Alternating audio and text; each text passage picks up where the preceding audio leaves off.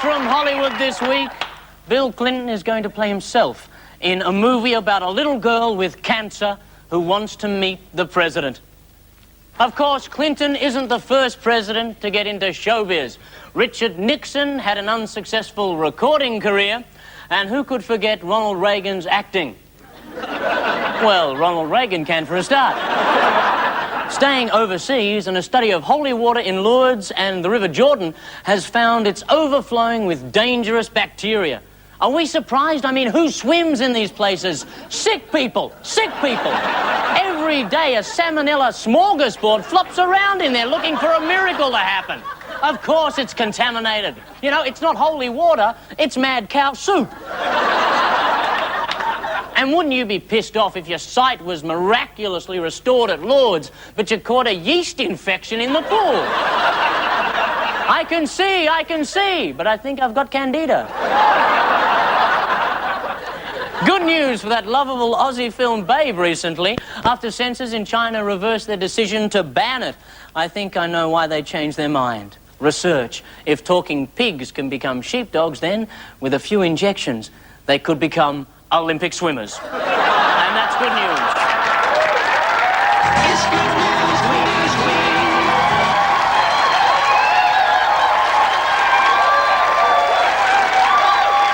Welcome to Good News Week, the program that puts the confusing chaos of news under the microscope and sees really, really big confusing chaos. Joining me tonight, the grand poobah of team number one, a man who looked inside Bronwyn Bishop's handbag and lived to tell the tale, Mr. Mikey Robbins. With Mikey, model, actor and obscure object of desire, Kate Fischer. And a man who survived double pneumonia, brain tumours and working with Daryl Summers, Noel Ferrier.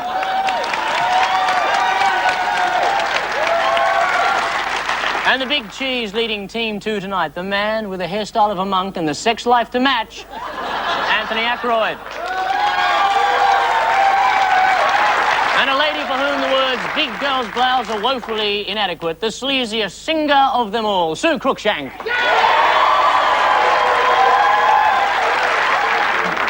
And a Shakespearean actor who just can't follow a script, theatre sports champion Julia Zemiro.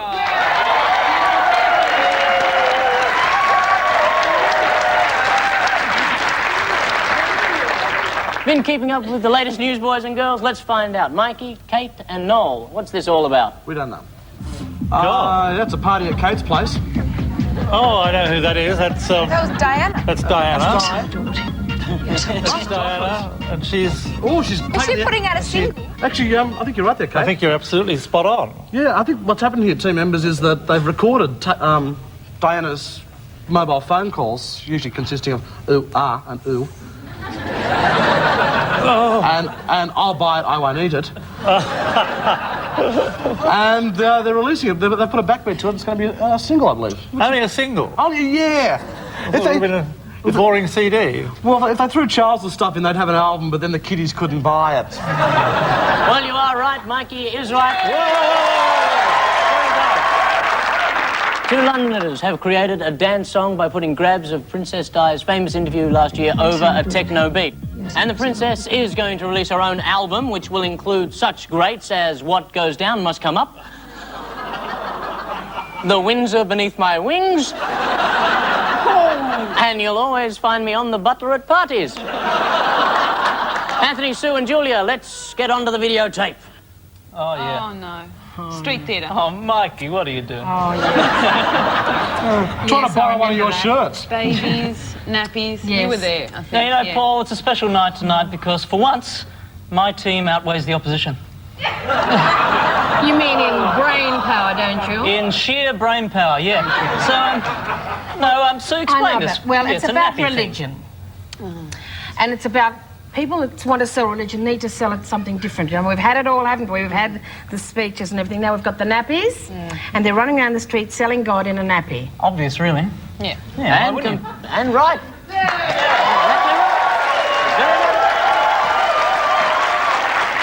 So 2 points to Anthony's team. The children of God believe that becoming little children is the only way to truly understand the kingdom of heaven. And even though the children were in nappies, it was the Sydney police who really spat the dummy. They arrested them, burped them with phone books, and then spent a few hours putting in the booties. So with everyone on a well-earned 2 points, we move on to the round called Strange but True. 3 clues to a story of human suffering. Teams have to work it out and tell the story at the end of the show. Mikey, Kate and Noel, for you we have Quentin Tarantino's brilliant, seminal Reservoir Dogs. Oh, yes. A blood-stained Miami T-shirt. And a grocery bag. A string bag. Yes, a string bag, a grocery string bag. A string bag that could have groceries in it, but it's just string and air at the moment. Yeah. And for Anthony, Sue and Julia, What you got for us, Paulie? Coronation Street.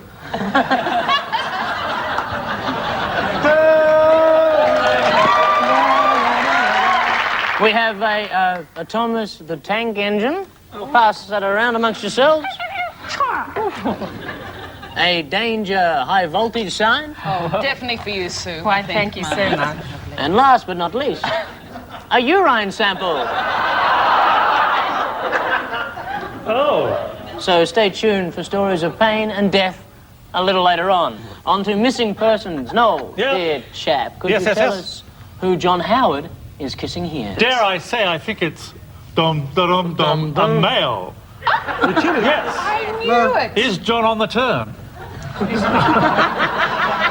Jeez, now there's a visual image I don't want to picture. Who is it? Well, it's not an Eskimo because there's no noses in it. I you helping me, Steve? No, I believe it's Kate Fischer. And you are right. It's not me, it's not me. It's my evil twin. I swear it's not me. God, you will do anything to get in the paper, won't you? It's my evil twin, I promise. There she is. Yes, it is Kate Fisher. Doesn't look like you, darling. And don't you look like you're really enjoying it, Kate? My mum said that to me. My mum said, Katie, you look like you're having an orgasm. I said, how do you know what I look like when I'm having an orgasm, Mum? That's something I think we'd all like to know. Don't say anything. I was out of the room at the time. Actually, Kate, he didn't mean to kiss you at all. When he was told they wanted a shot of him kissing Fisher, John thought they meant Tim. Now, Julia. Yes. Who is John Howard kissing here? Again. God, he gets around. Oh. A dark and stormy type for sure. Well, you know... That's Kate Fisher again. You went back for seconds. Is it John Hewson? He's got a bit of a John No, but there's no chin. It's There's a no chinless chinless, person. but there's Must a bit of be. a big neck there hanging. Got a fair old conker on him, hasn't he? Yeah. But then, you could look at it as being Paul Keating as well. Oh, no, You you see? couldn't. Yes, you could. The nose. The neck. It's the pash they had to have. What if it's a shadow? What if it's just a shadow? What if it's the shadow? Well, it is that the man. shadow, the man. Oh, come on, time's All up. right, I'm gonna. Can I bite the Can I bullet? do that? Come on, time's up. Goodness me! Oh, the pressure. I'm gonna go for John Hewson, but I wanted to say Paul Keating. John Hewson. Oh, I think that's right. And you're wrong. Oh. It is, of course, Jeff Kennett. He's actually asking for Kate Fisher's phone number. I bet he's already got it.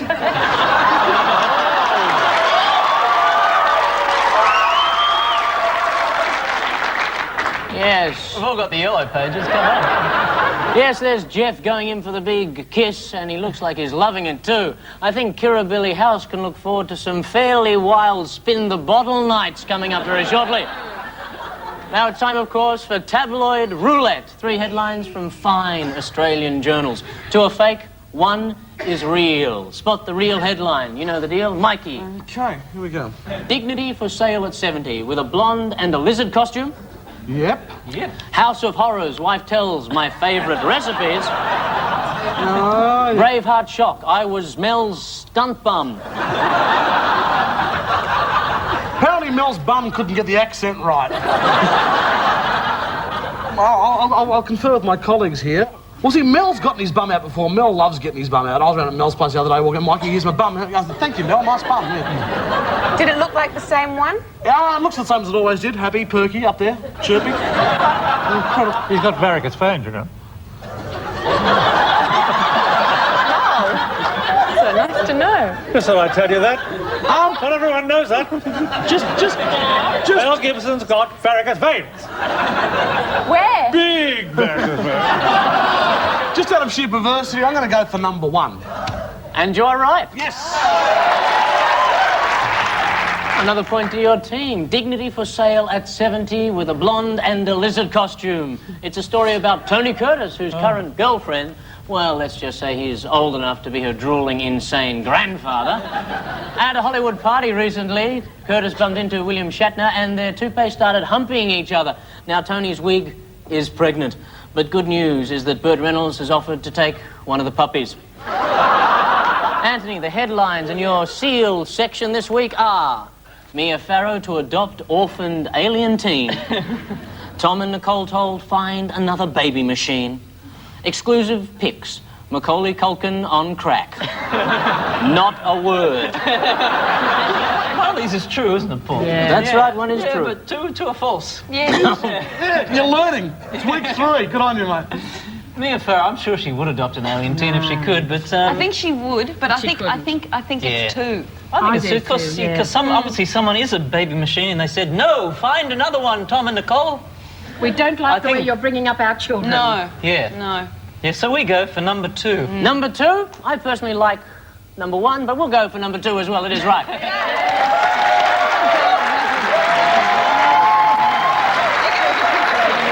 Tom and Nicole were told, find another baby machine. An American woman claiming to be the natural mother of Tom and Nicole's adopted children has told the couple they can't buy any more of her babies. Last game in round 2 is bites. Kate, what is Primary Industries Minister John Anderson talking about here? The Bureau of Resource Science has advised that further work is needed to reconfirm that there is no danger to public health or to Australia's native animals. Hey, Mikey, you whispering in Kate's ear then? Yes. Yeah, and Noel heard it. Be quiet. He did. I felt it go through.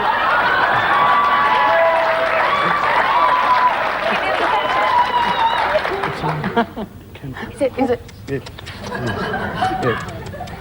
Yes. It's the bunny rabbits. Yes. Anything about the bunny rabbits in particular? It's the Kaluzi virus. The... What? Kaluzi virus. Oh, near enough is close enough. Actually, my favourite is the Campese virus, which causes the rabbits to drop the ball behind their own goal line. I'm going to give it to you, and a big 2 points for that one, I think.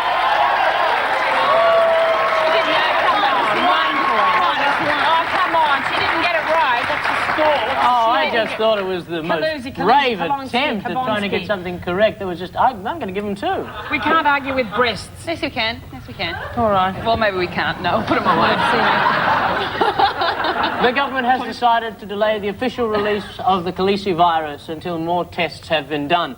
The unofficial release occurred last year when it escaped from a CSIRO testing station and destroyed the local rabbit population. No one knows how it got out, but they did find a gun carved out of a carrot at the scene. Sue, a bite for you from Health Minister Michael Wooldridge. Oh, that person. It's not something I think that the ACT... The plane!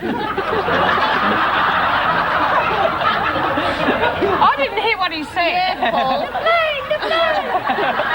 Wait, could I have it again, please? you, You Paul. don't, Mark. Can we roll that one again? See it once more. Thank you so much for Come coming over the top there. It's not something I think that the ACT could just say, look, we're going to do it, because there are significant national implications. Well, first of all, he has no idea what he's talking about. Well, I'm that makes going to that makes whisper. 2 of you, doesn't it? No, because I'll work it out I'm going because to I've got whisper. brains. Oh, I know. That's what it's about. I'm just trying to help, sir. Thanks very much anyway. It's about legalising a substance which some people use to elevate their moods. Kate? Kate is not a substance. It's only a political move anyway. He doesn't really believe it. Anyone that looks like that has to be on drugs. What is the substance in question? I don't like to say it because this is a show that comes on at 8 o'clock at night. Say it. Well, if I was the star of a show, I'd be the heroine. Ah, very good. Big round of applause for Sue. A trial program prescribing heroin to addicts in Canberra won't be going ahead unless it gets support from all other states and federal funding. The trial also can't proceed until the 15 Australian tourists with the heroin shoved up their rectums return from holiday in Thailand. A less controversial program has been suggested, which would give registered junkies a VCR once a week. Checking the scores now, and Mikey, Kate and Noel are nicely off their faces on a very, very fine 6 points. While Anthony, Sue and Julia are waiting for the Prozac to really kick in on 4 points.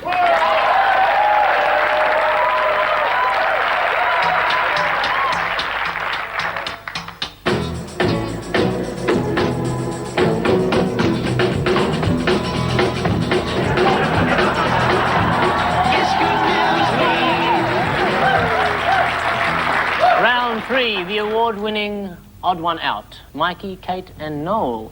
Who's the party crasher here? Daffy Duck? Yes? Donald Duck? Yes? Plucker Duck? Yes? And Alexander Downer. Well, they all lay eggs. Actually, I think what it is Plucker's the odd one out because you can't listen to the other three without laughing. I am going to give you a big 2 points for that one. Anthony, Sue and Julia, a special bunch of oddballs for you. Princess Diana. Oh, yeah. Oh, yeah. Camilla Parker Bowles. Oh, that tongue. Queen Elizabeth II. And Prince Charles. Well, I reckon it's Prince Charles, because all the other have had him between their legs.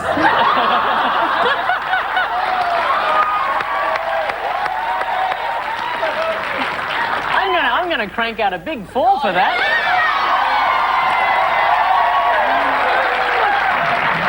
This photo was, of course, taken as Prince Charles declared he wasn't too loony to be king and would jolly well prove it as soon as he got back from fighting the nasty wizard on the planet Zog.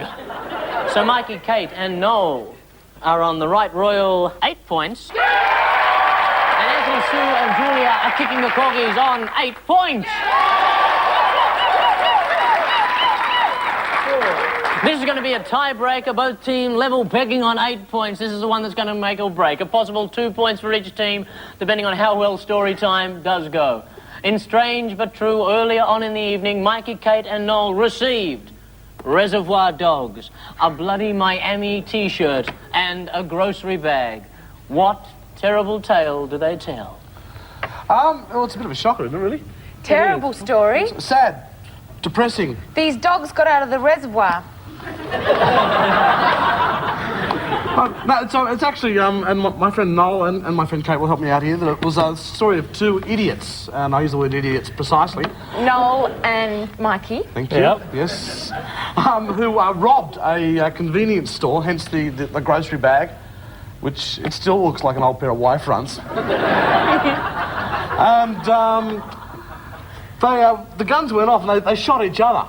Well, they didn't kill each other, they winged each other. One shot one in the hand, the other one shot the other one in the leg. And the good news is they've both been given jobs in the Victorian Police Force now. Do you agree with that, Noel? Totally. Anything to add, Noel, just off the cuff? Bit of wry witticism? More classic stories of the old varicose vein. Yes. Where did you first stumble across Mel's varicose vein? Is it... Can we ask that question? We were in this film together, and he had to wear shorts. He would. He did. Yep. And I happened to be sitting there minding my own business. As you do, as you do. There were these enormous varicose veins walking towards me. I thought, can this be the screen lover of all time? The bum that launched 1,000 hips. Yes. So that's where he got the idea for the blue on the face.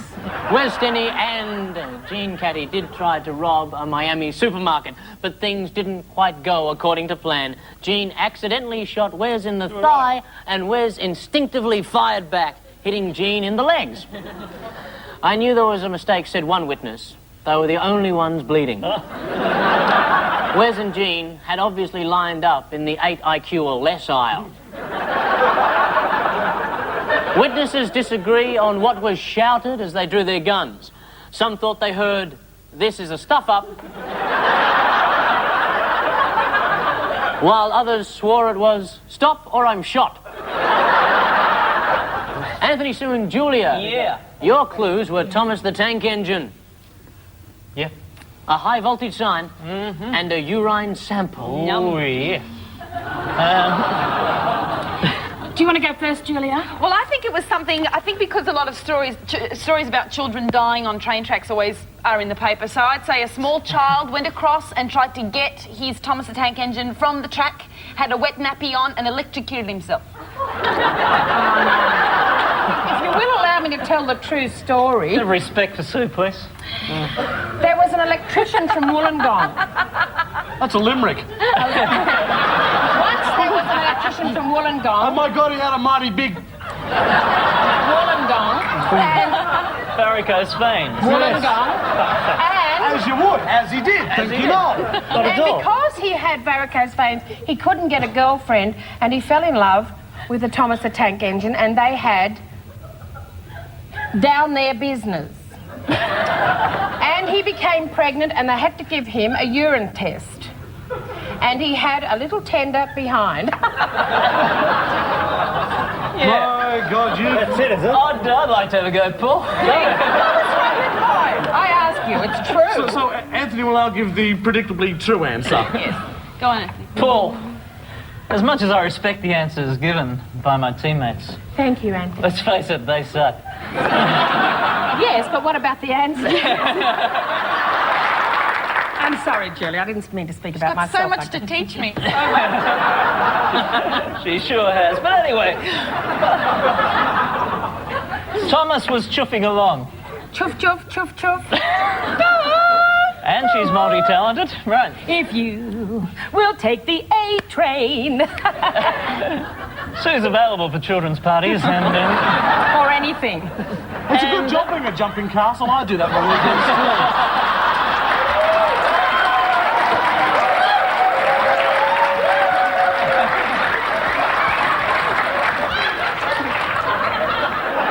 Get off me.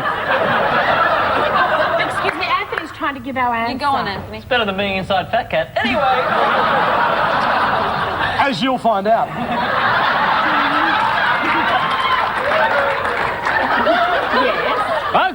Okay. I'm sorry.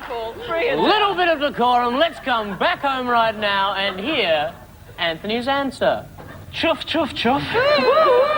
Gee, she is an improviser. And someone was in the drinks carriage and he was drinking away and he was caught short. And he thought, hey, sure, I've urinated in a toilet before, but hey, what about out the window of the train? You with me so far, Paul? Yeah. I'm napping in between. As he perched there outside the window. Don't take it out.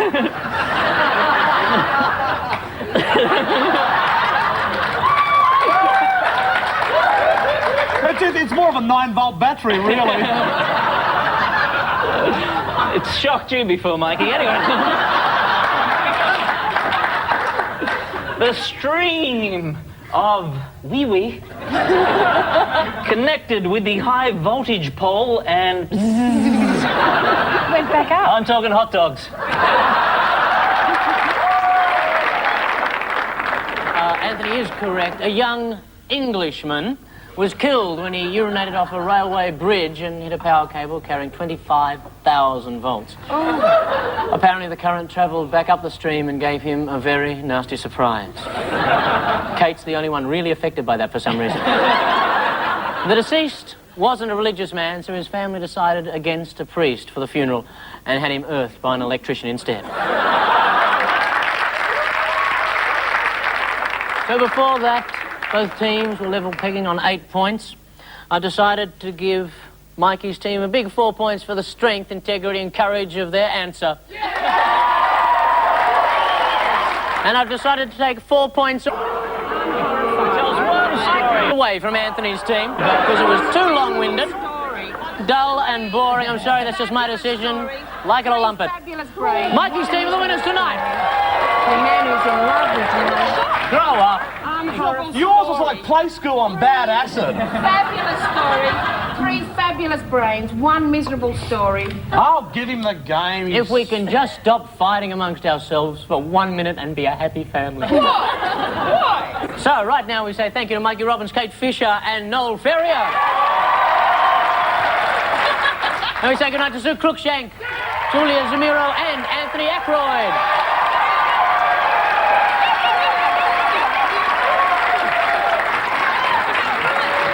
And we leave you now with the good news. The police believe the person responsible for the outbreak of the Khaleesi virus that killed thousands of rabbits is this man. Good night.